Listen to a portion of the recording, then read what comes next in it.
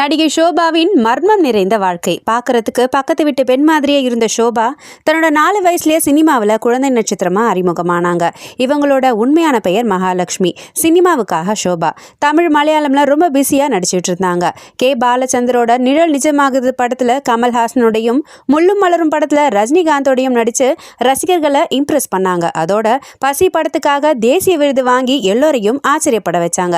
1978 director Balu மகேந்திராவை கல்யாணம் பண்ணிக்கிட்ட ஷோபா அழியாத கோலங்கள், அகல் விளக்கு, சாமந்தி போன்னு சில படங்கள்ல நடிச்சாங்க. சைக்கோபேட்டிக் படமான மூடுபனி படத்துல நடிச்ச ஷோபாவுக்கு அதுவே கடைசி படமா மாறினது சோகத்தோட உச்சம். யாரும் எதிர்பார்க்காத விதமா 1980 மே மாசம் 1ஆம் தேதி, அதாவது வெறும் 17 வயசுல ஷோபா மர்மமான முறையில தூக்கு போட்டு தற்கொலை பண்ணிக்கிட்டாங்க. இதுக்கு காரணம் பாலு மகேந்திரா தான் அன்றைய ஊடகங்கள் பரபரப்பா பேசுச்சு. ஆனா இது வரைக்கும் ஷோபாவுடைய இளவயது மரணம் மர்மமாகவே இருக்கு.